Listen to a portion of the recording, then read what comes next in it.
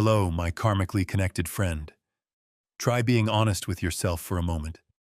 Have you ever felt exhausted from constantly chasing after a person, a job, or a dream? But the more you try to grasp them, the more they slip out of your reach like sand slipping through your fingers. What would happen if I told you that the real reason you haven't attracted the love or opportunity of your life is not because you aren't good enough, not because you lack luck, but because deep down, you have never truly believed that you are worthy? There is a cruel but true paradox of the universe.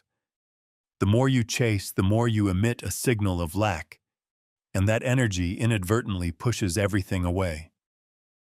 You are like a person holding a net running after butterflies. The more you run, the farther the butterflies fly. But when you stop, return to cultivate the garden of your soul so it blooms, beautiful butterflies will come and land on your shoulder on their own. Buddhist wisdom does not teach us tricks to possess, but teaches us how to return to wholeness. When you love yourself enough, you no longer need to run after the world to beg for proof of your value. At that point, you are no longer a seeker. You become an attractor. In today's video, we will walk together through 12 profound lessons from ancient wisdom. These lessons not only heal wounds regarding self-worth, but also help you change your vibrational frequency, from a state of anxious chasing to a state of peaceful receiving. Take a deep breath, relax your shoulders, and let us begin the journey back to ourselves. Lesson 1. Chasing is the shadow of self-doubt. Let's begin by looking straight at the nature of the act of chasing. Why do we busily run after a person who doesn't love us, or an opportunity that constantly rejects us? The truth is, the act of chasing usually does not stem from love, but from fear. It is the fear that without that thing, one will not be whole. When you frantically chase, you are unconsciously sending out an energetic message that, I am lacking, and I need you to fill this void. Imagine happiness is like a beautiful little bird. If you rush to grab it, trying to clutch it tightly in your hand for fear it will fly away, the bird will struggle in panic, or even perish in your hand.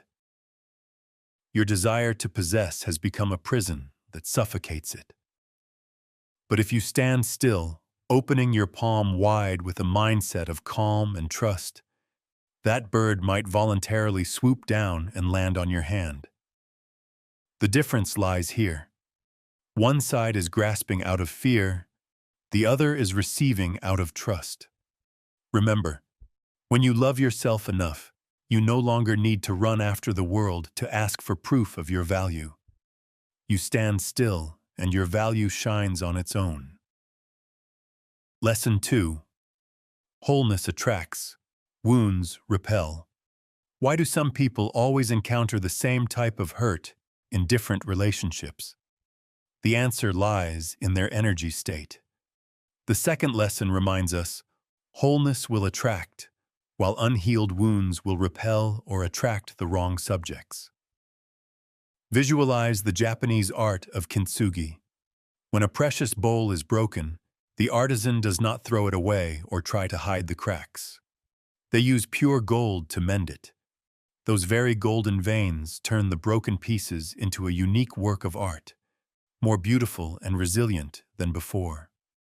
Your soul also needs to be gilded like that.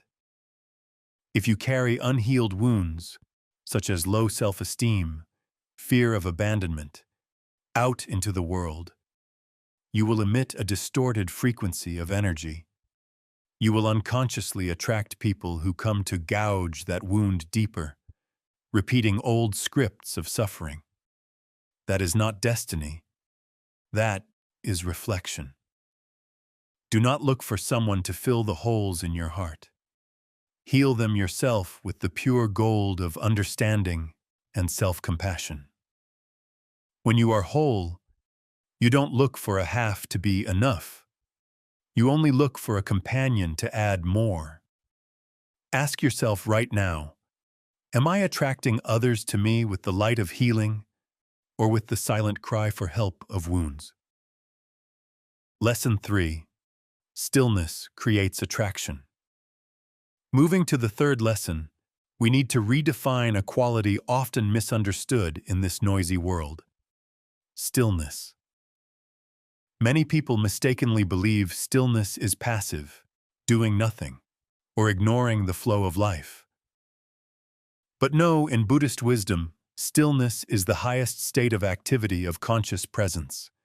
It is when you are steadfast as a mountain, not pushed around by waves of emotion. Imagine your mind as a lake surface.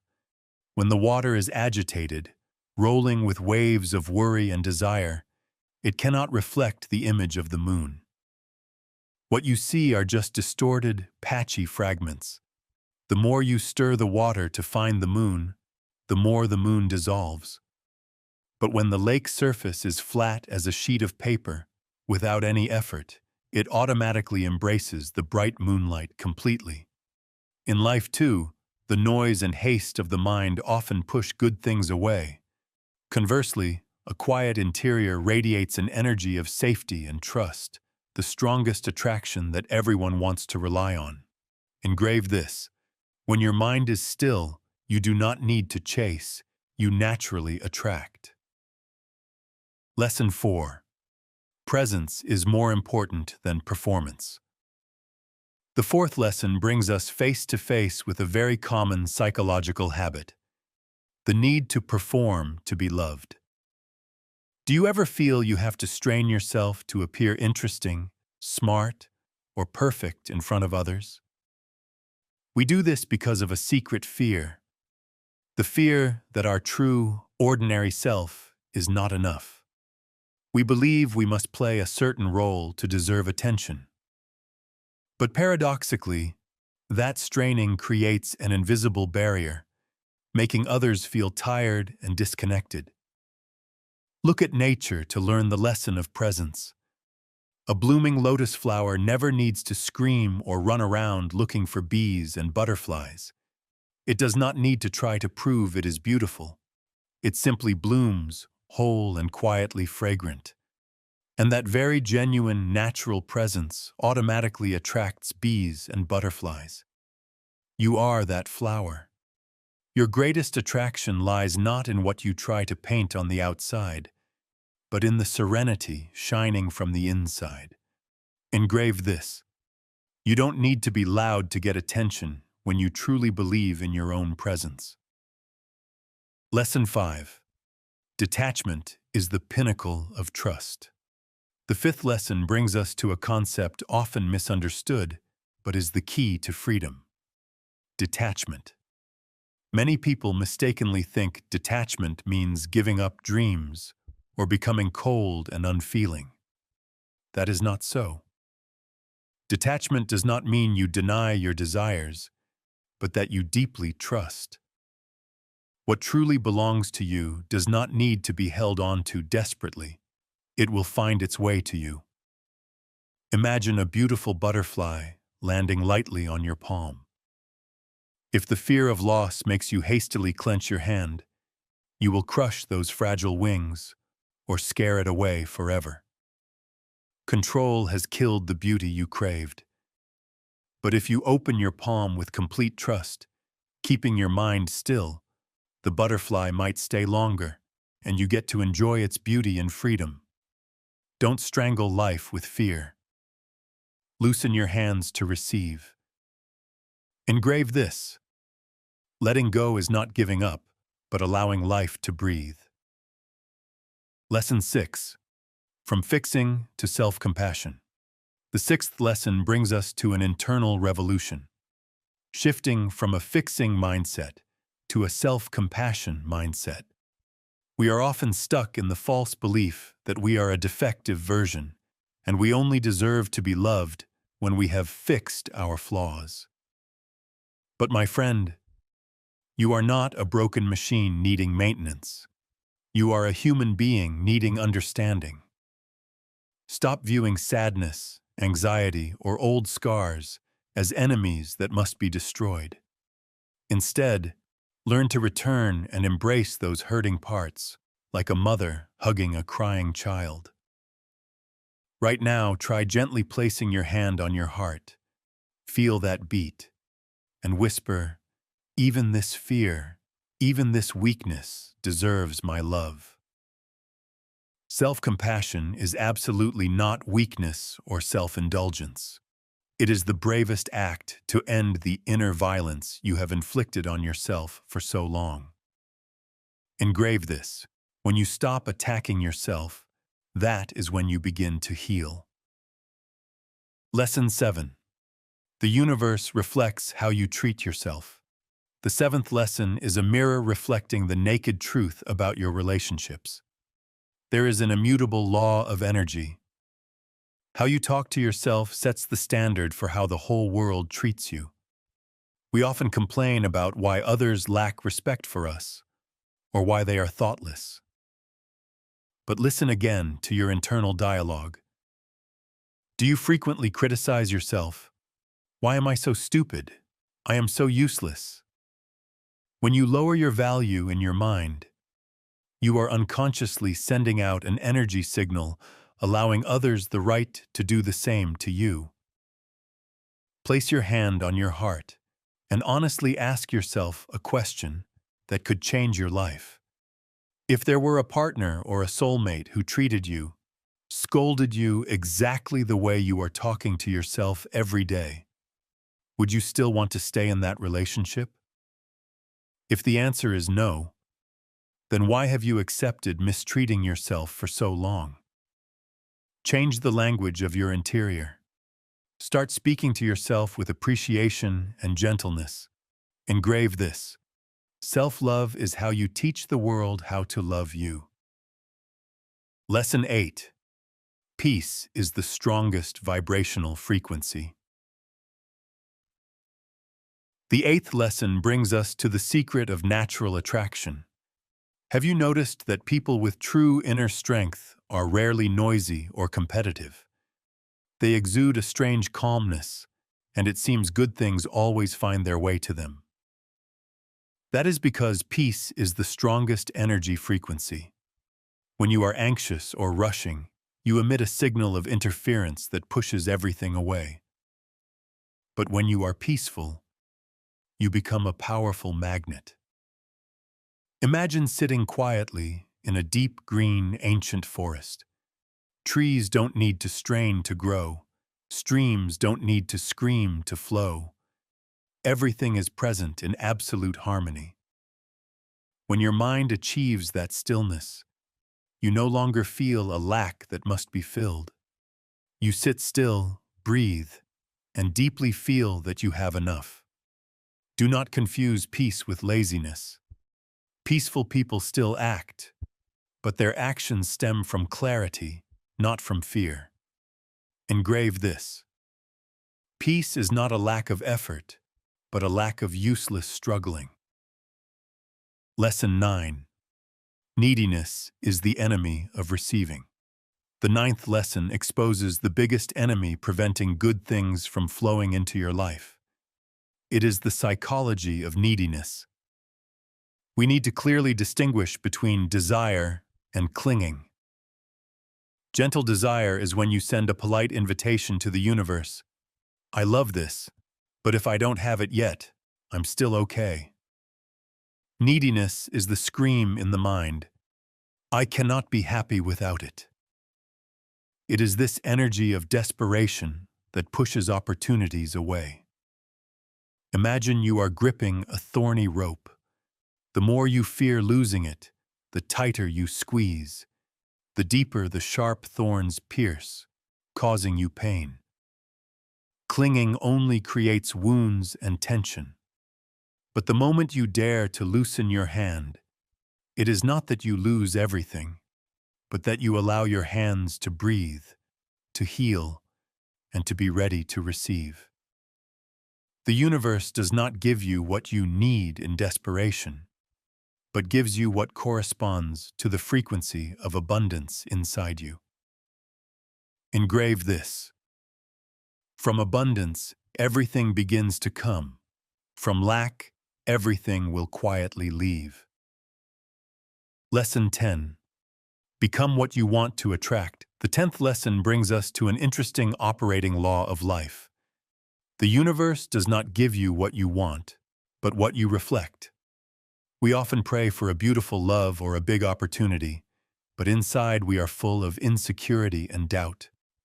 The universe only responds to that energy frequency by bringing more situations that make you insecure. To change reality, practice a small spiritual exercise right now. Close your eyes and visualize clearly the healed and abundant version of yourself. Observe that person. How do they walk? What do they think? Most importantly, what do they refuse? Do they accept ambiguous, disrespectful relationships? Do they torment themselves just because of an unreplied message? Certainly not. They are calm and self-respecting. Your task is not to wait for that version to appear in the future, but to start behaving, choosing, and thinking like that person starting today. Engrave this. Every small choice in your day is an energetic message sent to the universe about the person you have decided to become. Lesson 11. Let the old you die to be free. The 11th lesson is a sacred invitation. Let your old self die so the new self is free to sprout. Who is that old self? It is the version that always bows down to apologize, even when doing nothing wrong. It is the person who always shrinks to fit others' expectations. It is the person who is always busily chasing to beg for trivial affection. You cannot carry the heavy luggage of that low self-esteem into a brilliant future. Look at nature to learn the lesson of molting. A tree never cries when yellow leaves fall. It understands that shedding is a prerequisite for green buds to sprout when spring comes. You too bravely shed the old skin of fear and lack. Do not regret the shirt that has become too tight for your growing soul. Hold a gentle farewell ceremony for that old version. Thank it for protecting you in the past, and gently let go. Engrave this. You do not deny the past. You simply stop using it to define who you are now. Lesson 12. True strength is silent confidence.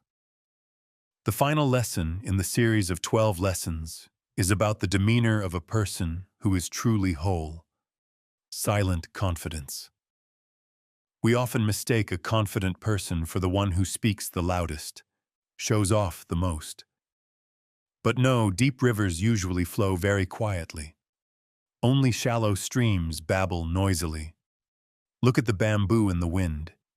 It does not need to strain to show off its muscles. It stands still, soft but resilient, and nothing can knock it down. When you have built intrinsic value, you no longer have the need to perform for others to see you are worthy. You don't need to shout, "Look at me, I am very good, I am very talented."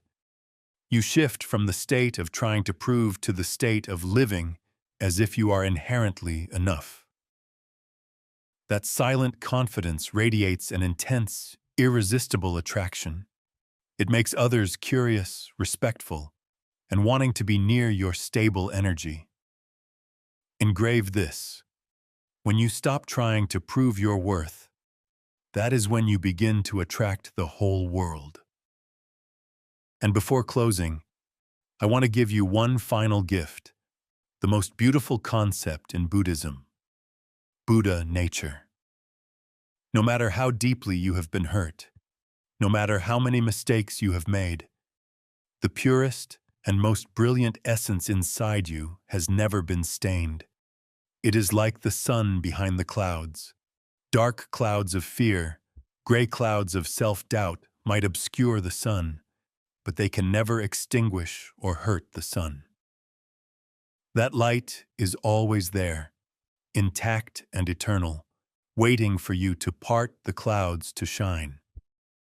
Practice looking at yourself with the eyes of the universe. The universe does not require a flower to bloom to be called a flower, does not require a tree to be tall, to be allowed to stand in the forest. The universe loves your presence simply because you are you. You don't need to pass any test to be worthy of love. We have walked together from the paradox of chasing, learned to heal wounds with pure gold, found strength in stillness and detachment to become the most attractive version. Now, the choice lies in your hands. Will you continue to run after illusions or stop to shine? If this video has touched your heart, help me spread this energy by hitting the like button and subscribing to the channel. And to anchor this transformation, leave a comment below as a firm declaration shown to the universe. My self-worth attracts every good thing. Or, from today, I choose to love myself fully. Thank you for listening and trusting. May you always be steadfast as a mountain, still as a lake, and brilliant as sunlight. Goodbye and see you again.